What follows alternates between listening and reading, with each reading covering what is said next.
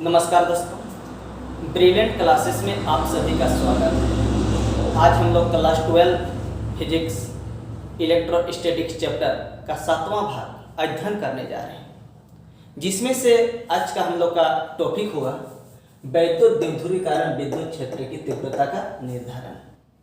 तो वैद्युत क्षेत्र की तीव्रता का निर्धारण करने से पहले हम लोग वैद्युत द्विध्रुव इससे पहले वाले पार्ट 6 में हम लोग वैद्युत द्विध्रुव के बारे में अध्ययन कर चुके हैं। यदि वैद्युत द्विध्रुव यदि आप लोगों को समझ में नहीं आएगा तो हम लोग का ये वैद्युत क्षेत्र की तीव्रता समझ में नहीं आएगा। इसलिए इस वीडियो को समझने के लिए, इस टॉपिक को समझने के लिए आप लोगों को सबसे पहले वैद्युत द्विध्रुव कि बेसिक कॉन्सेप्ट पर मुझे ध्यान देना पड़ेगा। इसलिए सबसे पहले इससे पहले वाले वीडियो को आप लोग जरूर देखें। उसके बाद हम लोग 7वां लेक्चर पे आना है। तो 7वां लेक्चर में जो वैद्युत द्विध्रुव के कारण वैद्युत क्षेत्र की तीव्रता जो है, इसका तीव्रता निर्धारण हम लोग 2 बातों पर करते हैं, 2 कंडीशन पर किया जाता है। तो फर्स्ट कंडीशन क्या है, देखो फर्स्ट कंडीशन है हम लोग का अक्षीय स्थिति। पहला है क्या वो बताओ तो अक्षीय स्थिति में। तो अक्षीय स्थिति में क्या होती है, देखो जैसे कि देखो विद्युत द्विध्रुव जो है, ये देखो हम लोग का एक माइनस क्यू और एक प्लस क्यू है। तो माइनस क्यू और प्लस क्यू देखो अक्ष पर है जो, तो इसी के क्या बताओ तो हम लोगों का किसी भी इसी अक्ष में इसी डायरेक्शन का किसी एक बिंदु पर हम लोग वैद्युत क्षेत्र की तीव्रता निकालेंगे, वो वाला हम लोग का अक्षीय स्थिति होगी। ओके, अब दूसरा में आता है हम लोग का निरक्षीय स्थिति। तो निरक्षीय स्थिति में क्या होता है, देखो बाबू साहब, जैसे कि ये देखो हम लोग का 2 बिंदु आवेश लिए और दोनों बिंदु आवेशों के या तो ऊपर में, इससे ऊपर में वैद्युत क्षेत्र की तीव्रता निकलेगा या तो नीचे भी निकलेगा। तो इस कंडीशन को हम लोग कहेंगे क्या बताओ तो निरक्षीय स्थिति। ओके, तो हम लोग बारी बारी से सबसे पहले एक बार अक्षीय स्थिति में निकालेंगे, एक बार निरक्षीय स्थिति में। दोनों में हम लोग क्या वो वैद्युत क्षेत्र की तीव्रता निकाल के अभी हम लोग बात करते हैं। तो दोनों कंडीशन पे हमें अच्छी तरह से जानना है। ये हम लोग का एग्जाम में 98% आने का चांस है, ठीक ना। तो सबसे पहले हम लोग फर्स्ट में बात करते हैं कि अक्षीय स्थिति में वैद्युत क्षेत्र की तीव्रता का निर्धारण कैसे किया जाता है। ओके, तो पहली स्थिति पर बात कर रहे हैं बाबू सब, देखो वैद्युत द्विध्रुव की अक्षीय स्थिति में वैद्युत क्षेत्र की तीव्रता का निर्धारण। कौन सा स्थिति में देख रहे हैं, अक्षीय स्थिति में। ओके, तो सबसे पहले हम लोग अक्षीय स्थिति में इसका सबसे पहले हम लोग डायग्राम समझते हैं। देखो, तो सबसे पहले मैंने बताता हूं आप लोगों को वैद्युत द्विध्रुव के बारे में जो हम लोग देखेंगे। तो वैद्युत द्विध्रुव क्या है, 2 बिंदु आवेशों को बहुत ही अल्प दूरी पर रखा जाता है। तो यहां पर देखो 2 बिंदु आवेश जो है, एक का क्या है बताओ तो एक है माइनस की और एक है हम लोग का प्लस की, ठीक ना। तो यहां पर देखो दोनों का परिमाण सेम है, लेकिन इसका बहुज्ञात आवेश जो है मतलब प्रकृति जो है विपरीत है, ठीक ना। तो दोनों हम लोग जानते हैं कि बीच में चलो एक O पॉइंट है और दोनों बिंदु आवेशों के बीच की दूरी क्या है बताओ तो 2L है। ओके, तो इतना दूर L और इतना दूर यहां से यहां L और यहां L कितना L होगा 2L होगा, ठीक। अब क्या करते हैं, देखो बिंदु O से R दूरी पर, बिंदु O से क्या पर वो बताओ तो R दूरी पर एक बिंदु क्या है वो P है। यहां पे कितना दूरी पर बाबू बताओ तो R दूरी में एक बिंदु क्या है, देखो हम लोग का P है और यही P बिंदु जो है, इस P बिंदु पे वैद्युत क्षेत्र की तीव्रता प्राप्त करना है। ओके, अब मैं क्या करता हूं, देखो यहां से यहां P हो गया, ठीक ना। तो यहां से P हो गया, यहां का यदि बात करेंगे तो माइनस Q से P का दूरी, तो यहां पे का डिस्टेंस कितना होगा बताओ तो। यहां पे देखो यहां पे लेकर R है, इधर एक L ज्यादा है, R प्लस क्या होगा हम लोग का L होगा। इसको ध्यान में रखना बाबू सब, जो मैंने यहाँ पे दे रहा हूँ देखो इसका लाइलेंस देखना, इसका लाइन स्क्वायर होना चाहिए, ठीक ना। उसके बाद देखो मैंने क्या करता हूँ, डिस्टेंस हो गया यहाँ से यहाँ तक। अब देखो मैंने क्या करता हूँ, यहाँ से यहाँ तक का डिस्टेंस प्लस क्यू से पी के बीच की डिस्टेंस कितनी होगी, यहाँ से ले जा करके आर का डिस्टेंस, देखो यहाँ से यहाँ क्या है बाबू आर है, पी से ओ की डिस्टेंस आर है, तो इतना दूर में एल यदि नेगलेक्ट करेगा तो क्या बचेगा हम लोग का, एल घटेगा, तो आर में एल घटेगा तो क्या बचेगा, आर माइनस एल बचेगा। ओके, अब मैं क्या करता हूं, देखो हम लोग जानते हैं तीव्रता, देखो धनात्मक से यदि बात करेंगे तो हमेशा बाहर की ओर होती है, इधर होगा होने से इसका, ठीक ना। अब इसका तीव्रता को क्या मान लो, इधर E1 मान लो, E1 का वेक्टर लेते हैं, ठीक, तीव्रता हुआ। अब इधर यदि हम लोग देखेंगे इधर इसके इधर, तो इधर क्या होगा, इसका तीव्रता हम लोग का E2 वेक्टर होगा। ओके, अब मैं क्या करता हूं और एक बार डायग्राम बताता हूं। देखो सबसे पहले मैंने क्या लिया हूं, एक वैद्युत द्विध्रुव बनाया। वैद्युत द्विध्रुव का देखो बीच में O बिंदु जो है, O बिंदु से P की दूरी पर हमें P बिंदु पर क्या निकलना है, वैद्युत क्षेत्र की तीव्रता का मान निकलना है यहाँ पर। और हम लोग जानते हैं देखो क्या यहाँ पे डिस्टेंस r हुआ, तो यहाँ से यहाँ का डिस्टेंस क्या होगा, r प्लस l होगा। O से यहाँ पे r हुआ, तो देखो प्लस q से p का डिस्टेंस क्या होगा, r माइनस l होगा। हम लोग जानते हैं क्या, देखो प्लस q से बाहर की ओर हमेशा धनात्मक होती है, धनात्मक की ओर इधर ले गया देखो, और इधर हम लोग का ऋणात्मक की ओर देखो हम लोग का तीव्रता E2 लिए हैं, और धनात्मक बाहर की ओर जो गया इसको तीव्रता हम लोग E1 डिनोट किए हैं। ओके, इतना ही हम लोग का डायग्राम है। अब मैंने क्या करता हूं, इस डायग्राम के बारे में जितना सारा है मैं सबके बारे में अभी आप लोगों को पहले लिख के दिखाता हूं। ओके, देखो डायग्राम में क्या किया है, ठीक ना। माना एक वैद्युत द्विध्रुव माइनस क्यू तथा प्लस क्यू आवेशों से मिलकर बना है, माइनस क्यू और प्लस क्यू मिलकर के एक विद्युत द्विध्रुव बना है। ओके, इसके मध्य बिंदु O से, मध्य बिंदु कहां से, O से r दूरी पर, यहां से कितना दूरी पर, O बिंदु r दूरी पर स्थित बिंदु P पर अक्षीय स्थिति में क्या वैद्युत क्षेत्र की तीव्रता का निर्धारण करना है, या विद्युत क्षेत्र की तीव्रता का व्यंजक प्राप्त करना है। ओके, अब प्लस क्यू तथा माइनस क्यू आवेशों के कारण बिंदु P पर वैद्युत क्षेत्र की तीव्रता, अब हम लोग बात करते हैं, देखो E1 इक्वल टू, तो E1 कहां पे गया हुआ था, तो प्लस क्यू से इधर है ना। तो यहां पर देखो E1 मतलब तीव्रता, तो तीव्रता इक्वल टू हम लोग जानते हैं तीव्रता बराबर क्या होता है, 1/4 पाई epsilon not into q by क्या बता तो r²। ये तीव्रता इक्वल टू होता है, ठीक ना। और तीव्रता का मान हमेशा पॉजिटिव होता है, ठीक।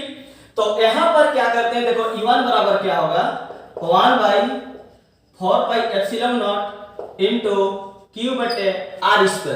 तो यहां पर वो बताओ, तो यहां से यहां दूरी क्या है, होगा r माइनस l है, प्लस क्यू आवेश के कारण पहले कर रहे हैं ना, तो यहां पर क्या होगा r माइनस l का होल स्क्वायर। ओके, उसके बाद क्या होगा, देखो हम लोग का ये प्लस क्यू आवेश के कारण हुआ है। अब हम लोग बात करते हैं देखो माइनस क्यू आवेश के कारण, जिसको हम लोग E2 से डिनोट किए हैं। तो E2 बराबर क्या होगा वो बताओ, तो यहां पर इधर E2 है ना, तो इधर क्या होगा 1/4 पाई एप्सिलॉन नॉट इनटू q बटे यहां का डिस्टेंस क्या है बाबू, सब देखो r प्लस l है, तो यहां पे क्या होगा r प्लस l का होल स्क्वायर। इसे घबरानी नहीं है, इसमें q पॉजिटिव था पॉजिटिव, इसमें नेगेटिव नेगेटिव, कोई सी बात नहीं है। हम लोग हमेशा तीव्रता का जो वैल्यू होता है, तीव्रता का वैल्यू हमेशा धनात्मक होता है। ओके, इसको मैंने इक्वेशन 2 मान लिया, ठीक। अब मैं क्या करता हूं, देखो अब बिंदु P पर परिणामी वैद्युत क्षेत्र की तीव्रता, ठीक। अब बिंदु P पर परिणामी वैद्युत क्षेत्र की तीव्रता, अब मैं क्या करता हूं, परिणामी तीव्रता E बराबर, जिसको हम लोग E से डिनोट करते हैं, और E इक्वल टू क्या होता है, देखो E1 माइनस क्या वो बताओ तो E2 होता है, ठीक। अब यहां पे क्या होगा, देखो E1 का वैल्यू क्या है, 1/4 पाई एप्सिलॉन नॉट q बटे r माइनस l का होल स्क्वायर, माइनस यहां क्या है 1/4 पाई एप्सिलॉन नॉट इनटू q बटे r प्लस l का होल स्क्वायर। अब मैं क्या करता हूं, देखो इफ दोनों स्थान पे कॉमन क्या आएगा बाबू सब, क्यू क्यू दोनों में है, क्यू कॉमन आएगा और देखो क्या कॉमन आएगा 4 पाई एप्सिलॉन नॉट। यहां पर क्या बचेगा 1 बट्टे आर माइनस एल का होल स्क्वायर माइनस इधर क्या बचेगा 1 बट्टे आर प्लस एल का होल स्क्वायर। ठीक, अब मैं क्या करता हूं, देखो इसको यहां पर बचा हम लोग क्यू बटे 4 पाई एप्सिलॉन नॉट। यहां पे क्या होगा बता तो एलसीएम होगा। जब एलसीएम किया जाएगा तो एलसीएम करेंगे तो क्या होगा आर माइनस एल का स्क्वायर और आर प्लस एल का स्क्वायर, यही ना है। तो यहां पर देखो एलसीएम तो आ गया, तो दोनों में से आर माइनस एल स्क्वायर का जो इसे डिवाइड करेंगे तो क्या बचेगा आर प्लस एल का होल स्क्वायर तो बचेगा। तो इधर बचेगा हम लोग का आर प्लस एल का होल स्क्वायर माइनस इधर बचेगा हम लोग का क्या बहु आर माइनस एल का whole square equal to Q बटे 4 पाई एप्सिलॉन नॉट। यहां पर क्या होगा देखो a प्लस b का whole square a square plus 2ab plus b square हुआ, बीच में क्या है माइनस, इधर देखो a माइनस b का whole square a square minus 2ab plus b square. नीचे क्या फार्मूला हो रहा है देखो इधर हम लोग जानते हैं a plus b into a minus b equal to क्या होता है बाबू सब a square minus b square होता है ना। अब यहां पर देखो उसी टर्म में है, यहां में क्या में है देखो a plus b into a minus b में है, तो क्या लिख सकते हैं a square minus b square, और दोनों में स्क्वायर है तो बाहर में क्या होगा हम लोग का स्क्वायर हो जाएगा। Any problem? तो मैंने क्या करता हूं देखो a square minus b square, देखो a प्लस b भी मैंने a square minus b square हुआ ना, और बाहर में स्क्वायर है तो यहां पर लगा दिया मैंने स्क्वायर हो गया। अब क्या होगा यहां पर देखो q बटे 4 पाई एप्सिलॉन नॉट, यहां पे होगा r square 2rl plus l square. चलो ब्रैकेट को जब नेगलेक्ट करें तो माइनस सबके साथ इनटू होगा, तो minus l square minus minus plus 2rl plus minus minus l square by यहां पे क्या होगा r square minus l square का होल स्क्वायर।